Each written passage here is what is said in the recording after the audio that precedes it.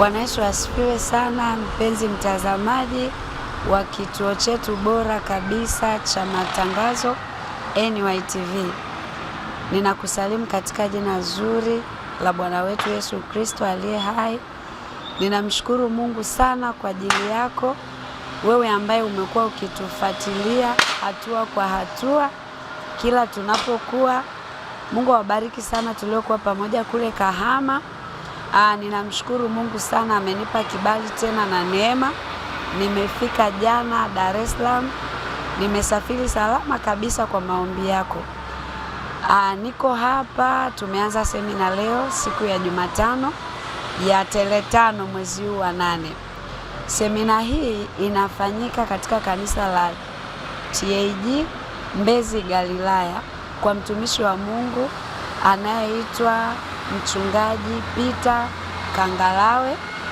Kwa wenyeji wa seksheni hii, ndo mwangalizi wa seksheni hii. Napenda nikukaribishe wewe ambaye uko Dar es Salaam. Wewe unayetokea maeneo ya Mbezi kule mwisho, unaelekea njia 4, unashuka kwenye kituo cha Mazuru, unarudi nyuma kidogo, mkono wako wa kulia, kanisa liko juu Kilimani. Ni kanisa ambalo lilikuwa kwenye ujenzi lakini limemalizika, kwa hiyo ni sehemu unaweza ukafika kirahisi. Lakini wewe unayetoka njia 4 kuja Mbezi, kituo ni hicho hicho cha Mazuru, mkono wako wa kushoto, kanisa liko hapo juu Kilimani. Karibuni sana sana sana sana.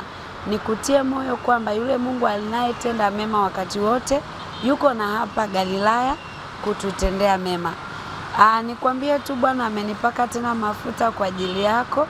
Tunalo somo zuri kabisa la baraka ambalo litaleta matokeo mapya kwenye maisha yako.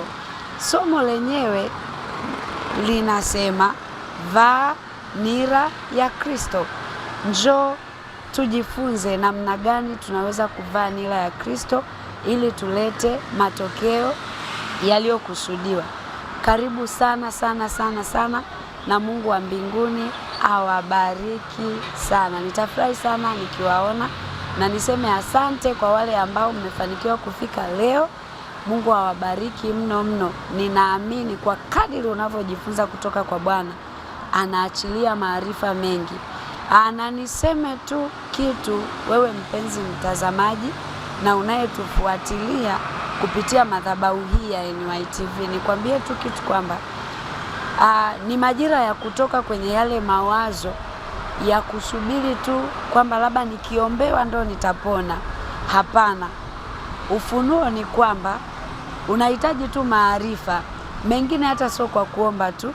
Sisemi maombi ni mabaya, lakini wakati mwingine ni maarifa tu, ukajijua wewe ni nani na Yesu ni nani kwako, alafu ukatembea humo, kila kitu kinaenda sawa. Kwa hiyo Mungu akubariki sana sana. Karibuni sana. Amen.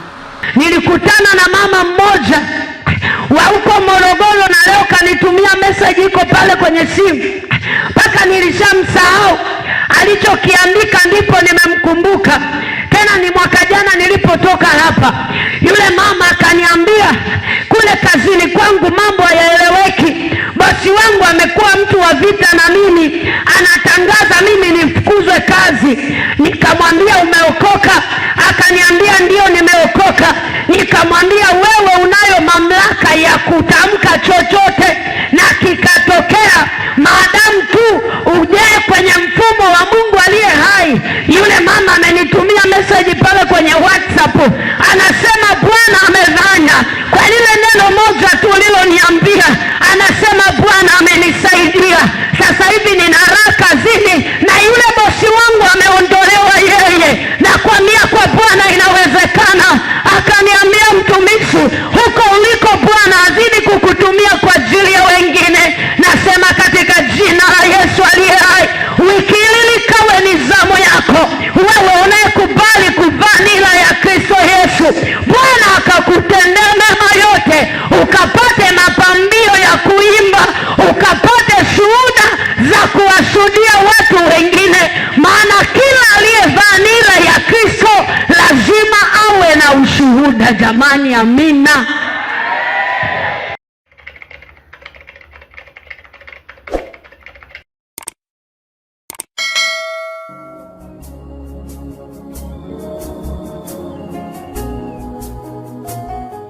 kwanza kupata video zetu, usisite kubonyeza alama nyekundu na kusubscribe, kisha bonyeza kitufe cha kengele, na kwa kufanya hivyo utakuwa wa kwanza kuhabarishwa na NYTV. Unangoja nini sasa? Ili kupata habari za uhakika ni NYTV pekee.